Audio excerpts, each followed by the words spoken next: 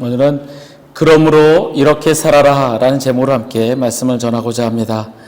오늘 말씀은 로마서 12장 1절에서 3절 말씀입니다. 제가 봉독하겠습니다. 그러므로 형제들아, 내가 하나님의 모든 자비하심으로 너희를 권하노니 너희 몸을 하나님이 기뻐하시는 거룩한 산 제물로 드리라. 이는 너희가 드릴 영적 예배니라. 너희는 이 세대를 본받지 말고 오직 마음을 새롭게 함으로 변화를 받아 하나님의 선하시고 기뻐하시고 온전하신 뜻이 무엇인지 분별하도록 하라. 내게 주신 은혜로 말미암아 너희 각 사람에게 말하노니 마땅히 생각할 그 이상의 생각을 품지 말고 오직 하나님께서 각 사람에게 나누어 주신 믿음의 분량대로 지혜롭게 생각하라. 아멘. 여러분은 성경을 읽을 때 어떤 마음이 드십니까? 하나님의 말씀을 읽으며 감탄하고 성경 지식을 쌓는 것에 만족하십니까? 아니면 말씀을 대할 때마다 나에게 비춰보며 내게 하시는 말씀이 무엇인지, 그 말씀이 나를 힘들게 하지는 않는지, 그리고 나를 부끄럽게 하지는 않는지, 어떤 감동, 어떤 느낌, 어떤 마음이 드시는지 모르겠습니다. 요즘 이사야서와 계시록을 읽고 있는데 계속해서 나오는 것은 하나님의 징계, 그리고 거룩하신 하나님입니다. 예언서를 소개하는 글 가운데 이런 문장이 있습니다. 예언자들은 합리적이지 않다. 우리의 상식적 판단을 거스른다. 그들은 전혀 싹싹하지 않으며 도무지 우리와 타협점을 찾으려 하지 않는다. 그저 막무가내다. 하지만 그들은 우리를 도와 하나님께서 열어주시는 새로운 삶을 알아보게 하고 그 안으로 들어가게 한다. 하나님을 향한 소망이 가져다주는 새로운 삶 속으로 말이다. 예언자들은, 구약 성경에 나오는 예언자들은 어찌 보면은 이 예언서를 소개하는 글처럼 합리적이지 않습니다. 그리고 사람들에게 친근하게, 친절하게 다가가는 것이 아니라 어쩔 때는 이상한 모습으로, 그리고 우리의 상식과는 다르게 움직이기도 합니다. 그리고 우리와 적당히 타협하려 들지 않습니다. 늘 제가 예로 들은다면, 자, 예배를 드리는 것에 있어서 바쁘니까, 자, 우리 이제 앞으로 2주일에 한 번씩만 예배를 드립시다. 이렇게 타협하지 않는다라는 겁니다. 막무가내로 하나님의 말씀을 전합니다. 하지만 그 막무가내로 전하는 그 하나님의 말씀이 하나님이 주시는 새로운 삶 속으로 들어가게 하신다라는 겁니다. 예언자들이 아마 사람들을 거북하게 만들 겁니다. 마찬가지로 성경은 우리 사람들을 거북하게 만듭니다. 혹 만약에 거북하게 느끼지 못한다면 아마 그 사람은 혼자 정의롭고 스스로 의로운 사람이라 생각할 거는 그런 교만한 사람일 겁니다. 하나님의 말씀은 살아있고 활력이 있어 좌우의 날선 어떤 검보다도 예리하여 혼과 영과 및 골수와 관절과 골수를 찔러 쪼개기까지 하며 또 마음의 생각과 뜻을 판단하기 때문에 찔러 쪼개기까지 할 정도로 내 마음을 아프게 하고 고통스럽게 하지만 그 말씀을 읽는 가운데 부끄럽지만 하나님은 나를 깨우치신다는 사실입니다. 예언자들이 하나님의 징계와 거룩하신 하나님을 외칠 때마다 나를 돌아보며 거룩하신 하나님을 바라보며 나아가야 하는 것이 바로 우리 믿는 자들이어야 한다는 것입니다. 오늘 본문 말씀은 바울 사도가 로마 교회에 편지를 쓰면서 전반부에서는 복음에 대해서 이야기를 합니다. 1장부터 11장까지는 복음을 설명하고 그 복음에 대해서 쭉 얘기를 합니다. 그리고 이제 오늘 12장부터는 새로운 단락이 시작되는 전환점입니다. 그래서 바울은 그러므로 라고 시작을 합니다. 지금까지 내가 너희에게 복음에 대하여 이렇게 설명을 했으니 그러므로 너희는 이렇게 살아라 라고 말씀하시는 겁니다. 지금까지 설명한 복음을 토대로 그리스도인의 올바른 삶을 제시합니다. 특히 그 중에서도 오늘 본문에 나오는 1절과 2절은 그리스도인의 온전한 삶을 가장 잘 요약하고 있습니다. 말씀을 함께 나누며 그리스도인으로서의 삶에 대하여 깨닫고 하나님의 말씀에 순종하며 살기를 다짐하는 시간이 되기를 바랍니다. 첫째로 바울 사도는 너희 몸을 하나님이 기뻐하시는 거룩한 산제물로 드리라 이렇게 권면합니다. 거룩한 산제물입니다. 이 산제물이 된다는 것은 하나님의 뜻에 자신의 전부를 맡기는 것을 의미합니다. 여기서 사용되는 제물이라는 용어는 성전에서 사용하는 용어입니다. 번제로 하나님께 드릴 때 사용되는 그 제물을 의미합니다. 그런데 그 번제는 항상 그 제물의 전부를 태웠습니다. 남기는 것이 아니라 그 전부를 태웁니다. 즉 하나님께 자신의 전부를 거룩하게 바친다는 것을 의미합니다. 자신의 전부를 바친다는 것은 하나님이 말씀하시는 것이면 무엇이든 기꺼이 순종하겠다는 것이고, 하나님이 우리 삶에 허락한 그 모든 것은 감사함으로 받아들이겠다라는 그 의미입니다.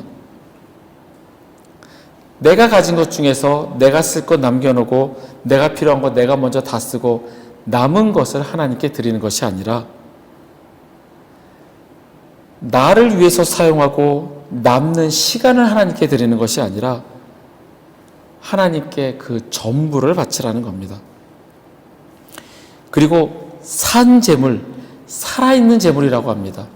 앞뒤가 안 맞습니다. 제물은 원래 죽인 겁니다. 다 태우고 죽이고 다 태운 건데 살아있는 제물이라고 합니다. 이는 살아있는 죽임, 즉 우리의 전부를 하나님의 뜻에 맡기고 순종할 수 있도록 우리의 태도를 끊임없이 새롭게 해야 한다는 의미입니다. 바로 누가복음 9장에 나오는 말씀처럼 자기를 부인하고 날마다 제 십자가를 지고 예수님을 따르는 삶, 나를 부인하고 내 십자가를 지고 예수님을 따르는 자, 바로 주님의 소유된 백성이라는 겁니다. 양들에게 표식을 만들 때 그들에게, 그리고 주인인 목자에게는 그 고통이 따릅니다. 양들이 그 표식을 새길 때 얼마나 아프겠어요. 그리고 또 내가 사랑하는 양이면 그 양이 아픔을 느끼면 또 나도 느끼는 겁니다. 그러한 고통이 따르지만 우리가 그리스도인이라는 흔적을 지니려 한다면 우리 역시 고통이 따르게 되는 겁니다. 그래서 주님은 자기 십자가, 고통스러운 십자가를 지라 이렇게 말씀하십니다. 갈라디아서 6장 7절에 바울 사도가 이렇게 고백합니다. 내가 내 몸에 예수의 흔적을 지니고 있노라. 예수의 흔적을 지니고 있는 자. 바울의 삶을 보면 어찌 보면 인간적으로는 불쌍합니다.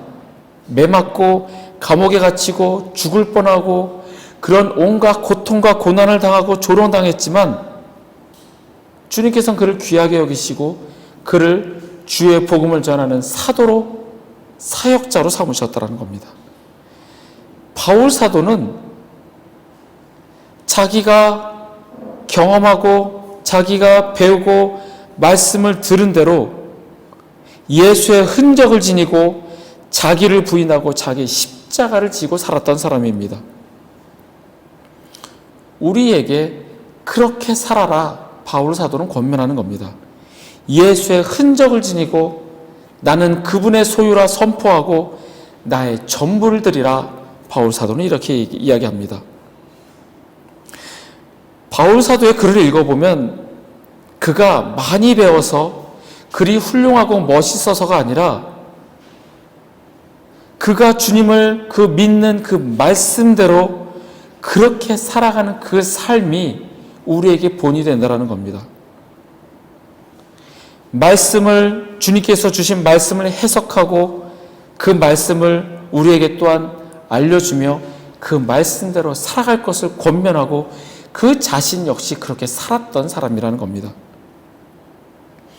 저는 제가 이렇게 말씀을 전할 때마다 가끔 드는 생각이 너무 이렇게 해야지 너무 그렇게만 강조하는 것이 아닌가 저는 생각을 할 때가 있습니다. 예전에 큰 교회 목사님들도 교인들에게 죄에 대해서 언급을 하고 찔리는 말씀을 하면 이 교인들의 분위기가 달라지는 것을 느꼈다고 합니다. 예전에 오카노 목사님이 이런 말씀을 하셨습니다. 죄에 대해서 얘기하고 그 강남권에서 부자로 살아가는 그들에게 죄에 대해서 이야기하고 했을 때 그 예배당의 분위기가 싸해지는 것을 느꼈다고 합니다. 사람들은 그만큼 나를 찌르게 하고 나의 죄를 얘기하고 그런 것을 듣기 싫어합니다. 그런데 저는 제가 지금까지 말씀 전한 것을 쭉 보면 늘 그런 말씀을 하는 것 같습니다. 왜일까 생각을 해보면 제가 늘 말씀드리듯이 이 말씀이 나에게 하시는 말씀이기 때문입니다. 내가 주님 앞에 죄인이고 주님 앞에 바로 설 수 없음에도 주님이 나를 택하시고 자녀 삼아 주시고 주의 복음을 전한 자로 세워주셨기에 그에 감사하고 주님은 늘 나를 그렇게 안아주시기 위하여 말씀을 읽게 하시고 그 말씀으로 나를 거북하게 하신다는 사실입니다. 그런 거북함을 여러분도 느끼셨으면 좋겠습니다. 주님의 사랑을 느끼며 나의 죄를 깨닫고 주님 앞에 회개하며 주님과 늘 교제하는 삶, 그 삶이 우리에게 있기를 원합니다. 두 번째로 이 세대를 본받지 말고 변화를 받으라 이렇게 이야기합니다. 변화를 받다, 헬라어로 메타모르포입니다. 바울은 이 말을 고린도후서 3장 18절에서도 사용하고 있습니다. 우리가 다 수건을 벗은 얼굴로 거울을 보는 것 같이 주의 영광을 보매 그와 같은 형상으로 변화하여 영광에서 영광에 이르니 곧 주의 영으로 말미암음이니라. 여기서 말하는 변화는 겉으로 단지 어떤 것을 본받는 것이 아니라 그의 속 사람이 새롭게 되는 것을 의미합니다.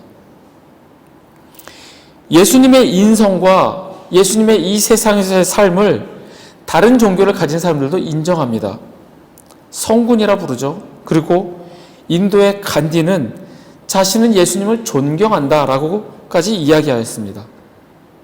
많은 사람들이 예수님을 훌륭하다 여기고 본을 받겠다라고 이야기하지만 그 속 사람이 새롭게 변화되지는 않습니다.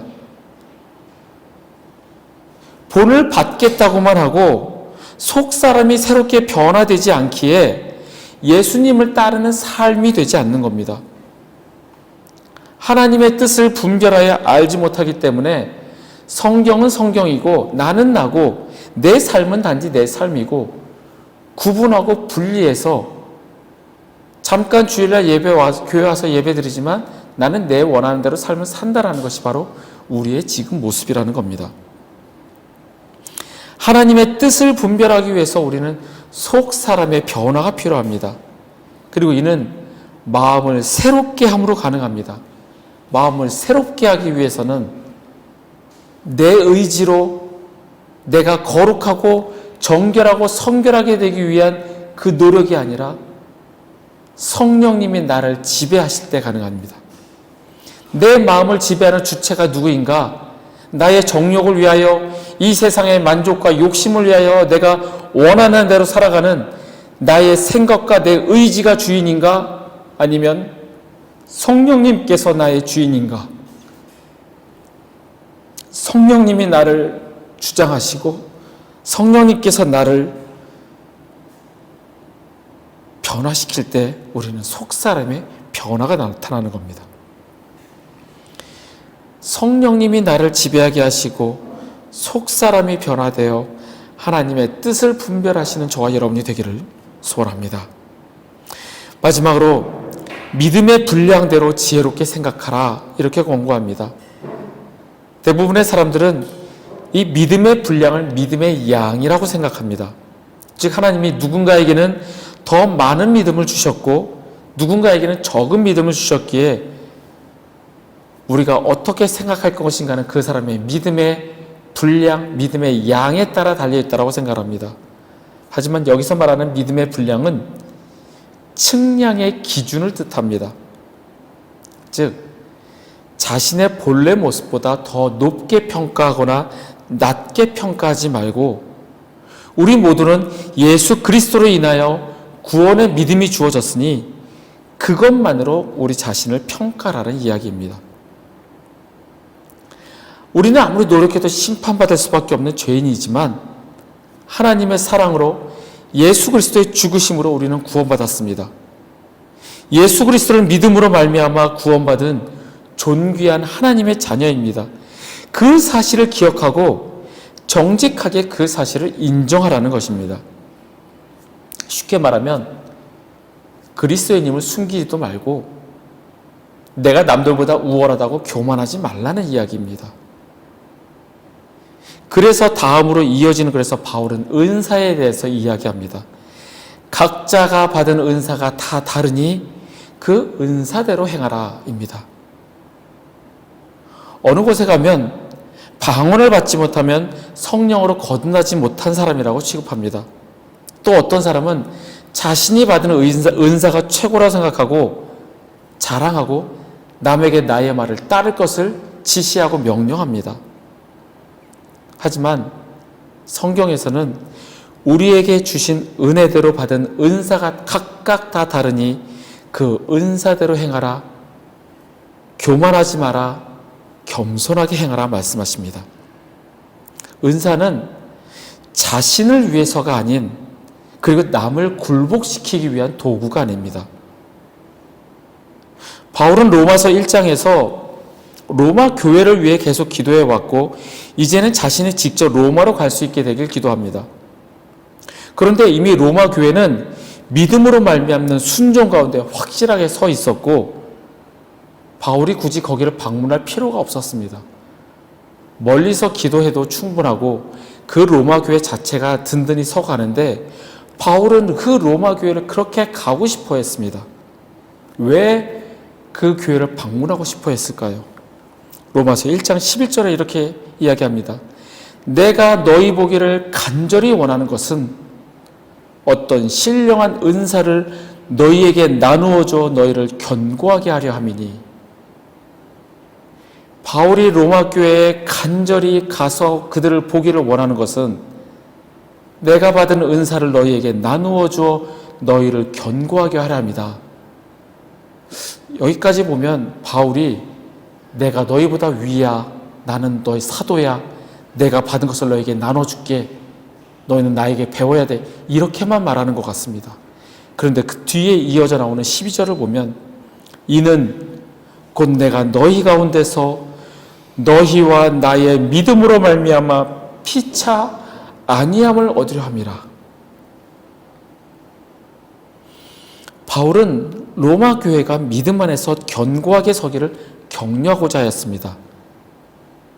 그런데 이 위대한 사도가 단지 로마의 교인들을 격려하기 위해서 방문하려 한 것이 아니라 피차 안위함을 받기 위해서였습니다. 바울 자신도 그들로부터 격려받기를 바랬습니다. 내가 너희보다 위야, 내가 너희들에게 주는 것을 받아, 이것이 아니라 나도 너희로부터 격려받기를 원하기 때문에 서로 피차 안위함으로 격려받기 위해서 그들을 만나기를 원했고 그들을 방문하기를 원했습니다. 11절이 하나님께 받은 은사라면 그것이 무엇이든 다른 이들의 믿음을 강하게 하는 데 쓰라고 그렇게 가르치십니다. 은사는 내 안위와 이익을 위하여 사용하라고 주신 은사가 아니라는 겁니다. 그리고 이어져 나오는 12절은 다른 사람들이 하나님께 받은 믿음과 은사를 우리의 믿음을 더 강하게 하는 데 쓸 수 있도록 피차 안위함으로 서로 격려하라라고 가르칩니다.